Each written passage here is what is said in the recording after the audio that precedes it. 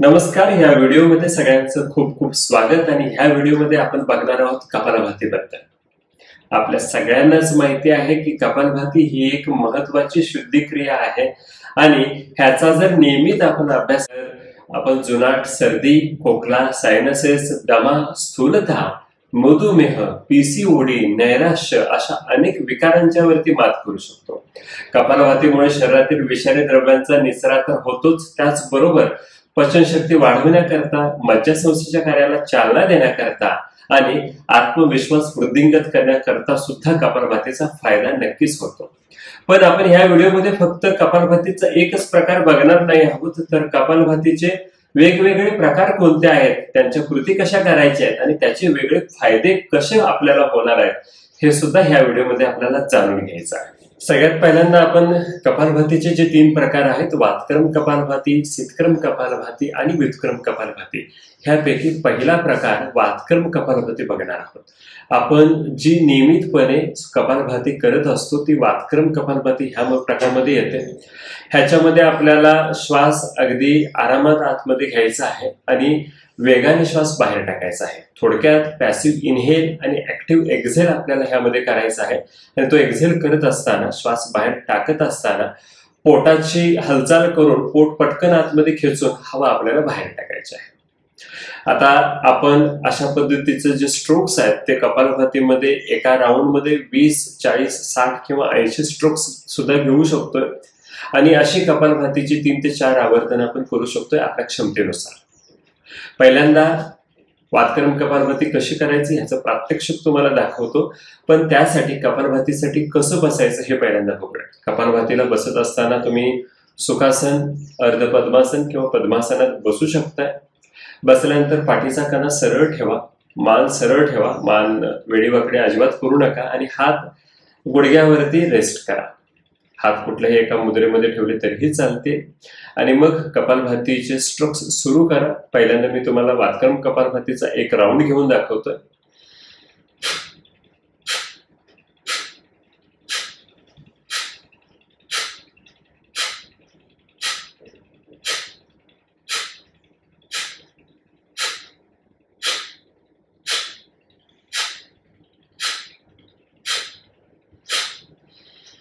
हा कपालभातीचा आपण एक राऊंड 20 स्ट्रोकचा घेतला. तुम्ही तुमच्या क्षमतेनुसार स्ट्रोकची संख्या वाढवू शकता. कपालभातीचा एक राऊंड झाल्यानंतर नेहमी 2 ते 3 वेळेला दीर्घ श्वसन घ्या आणि मगच पुढचा राऊंड चालू करा. तर ही होती वातक्रम कपालभाती, ज्याच्यामध्ये परत एकदा लक्षात घ्या की पॅसिव्ह इनहेल आणि ऍक्टिव्ह एक्झेल आपण करतोय. श्वास बाहेर टाकताना आपण फोर्सफुली बाहेर टाकतोय.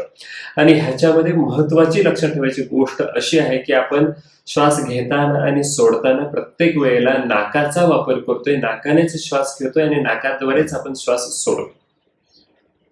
आता ह्यानंतर आपल्याला बघायचा आहे कपालभातीचा दुसरा प्रकार, शीतक्रम कपालभाती. शीतक्रम कपालभाती ही वातक्रम कपालभातीपेक्षा थोडी वेगळ्या पद्धतीने केली जाते. आपण वातक्रम कपालभाती करत असताना नाकाद्वारे श्वास घेऊन वेगाने नाकाद्वारे श्वास सोडला होता. पण शीतक्रम कपालभाती करत असताना आपल्याला तोंडाद्वारे दातांच्या फटीमधून श्वास आत ओढायचा आहे आणि मग तोंड बंद करून नाकाद्वारे एक्झेल करायचा आहे. हा होईल शीतक्रम कपालभातीचा एक स्ट्रोक. असे शीतक्रम कपालभातीच्या एका आवर्तनामध्ये आपल्याला आपल्या क्षमतेनुसार 20, 40, 60 कितीही स्ट्रोक आपण घेऊ शकतो. पहिल्यांदा शीतक्रम कपालभाती मी करून दाखवतो. त्यानंतर शीतक्रम कपालभातीचे वेगळे फायदे कोणते होतात हे आपल्याला बघायचं आहे. शीतक्रम कपालभाती करताना सुद्धा कपालभातीला जी योग्य पोझिशन आहे तीच आपल्याला घ्यायची आहे. त्यानंतर दोन्ही दात एकमेकांच्या वरती ठेवायचे आहेत आणि त्याच्याद्वारे श्वास आतमध्ये खेचायचा आहे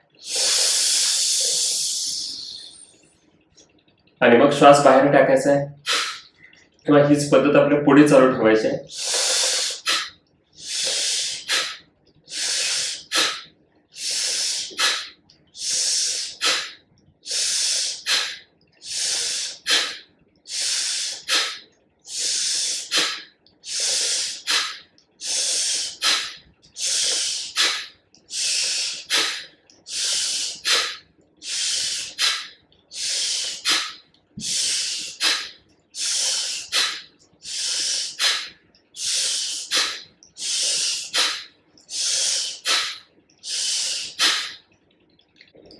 कपालभातीच्या राऊंड नंतर 1 ते 2 वेळेला दीर्घ श्वसन घ्या.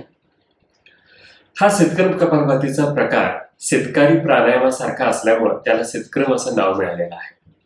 ह्याचे फायदे सुद्धा थोड्याफार फरकानं आपल्याला शीतकारी प्राणायामासारखेच दिसतात.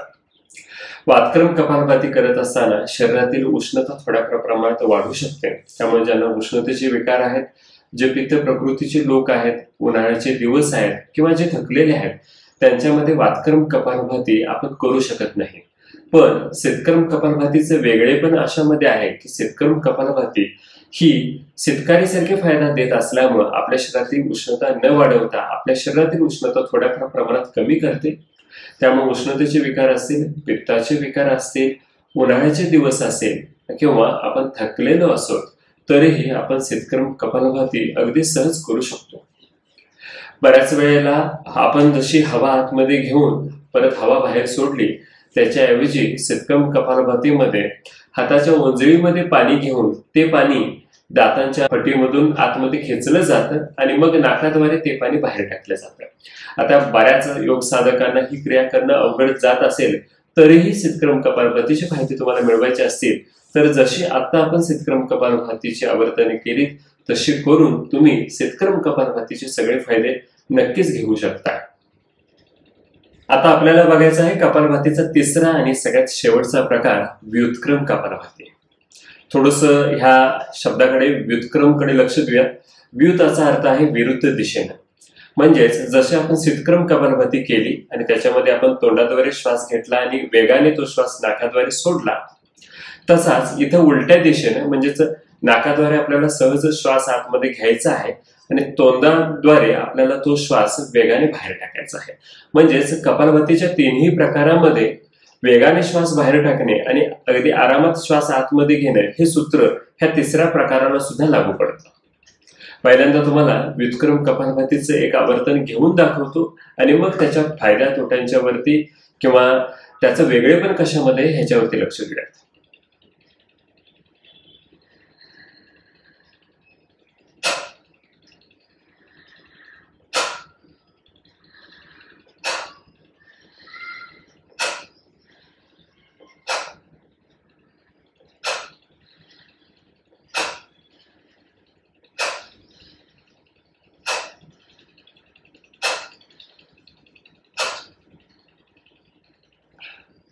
हा होतोय व्युत्क्रम कपालभातीचा एक राऊंड.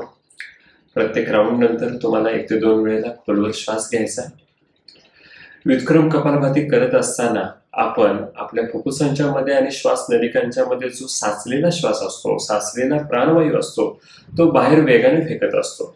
त्यामुळं बऱ्याच वेळेला श्वास सोडल्यानंतर सुद्धा जी हवा आपण बाहेर टाकू शकत नाही, ती हवा बाहेर टाकली गेल्यामुळं त्याची जागा नवीन हवा घेते आणि आपल्या फुफ्फुसांची, आपल्या श्वसनाची कार्यक्षमता वाढवण्यासाठी व्युत्क्रम कपालभातीचा फायदा आपल्याला दिसून येतो. फक्तच साचलेल्या हवेचा निचरा नव्हे तर साचलेल्या विचारांचा आणि नकारात्मकतेचा निचरा करण्यासाठी सुद्धा व्युत्क्रम कपालभाती खूप महत्वाची आहे. त्यामुळे जर तुम्हाला नैराश्य दाटलं असेल, तुम्हाला जर आळस येत असेल तर त्यामध्ये सुद्धा जर तुम्ही व्युत्क्रम कपालभाती केली तर ह्याचे फायदे नक्की बघायला मिळतील.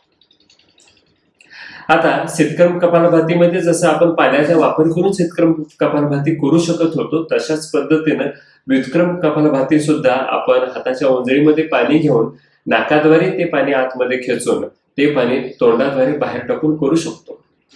व्युत्क्रम कपालभाती ही आपल्या शरीरामध्ये उष्णता वाढवणार सुद्धा नाही किंवा गारवा सुद्धा वाढवणार नाही, तर आपल्या शरीराची ऊर्जा बॅलन्स करण्यासाठी व्युत्क्रम कपालभातीचा फायदा आपल्याला मिळू शकतो.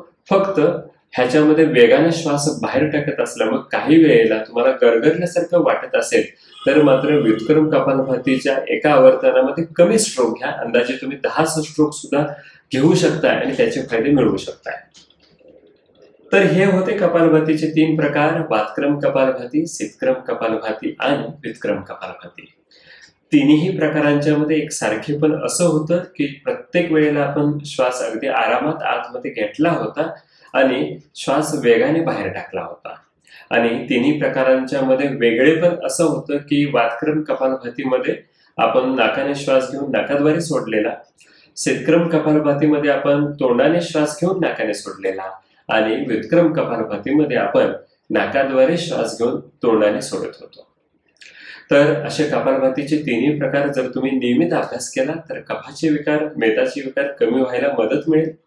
त्याचबरोबर पोट कमी होत नसेल, पोटावरती मेदसंचय खूप झाला असेल तर तो कमी करण्यासाठी सुद्धा कपालभातीचा नक्कीच फायदा होतो. पण जर तुम्हाला उच्च रक्तदाब असेल, थायरॉइडची पातळी वाढण्याची तक्रार असेल, तुम्ही वारंवार थकत असाल तर मात्र कपालभाती वैद्यकीय मार्गदर्शनाखाली करा. स्त्रियांनी मासिक पाळीच्या दिवसांच्या मध्ये कपालभाती करू नये, तसेच गर्भिणींनी सुद्धा कपालभातीपासून थोडं दूर राहावं. आजच्या व्हिडिओमध्ये आपण कपालभातीबद्दल बघितलं. अशीच योग आणि आयुर्वेदा संबंधित वेगवेगळी माहिती मिळवायची असेल तर आमच्या चॅनलला सबस्क्राईब करा. व्हिडिओ आवडला असेल तर नक्कीच लाईक करा. धन्यवाद.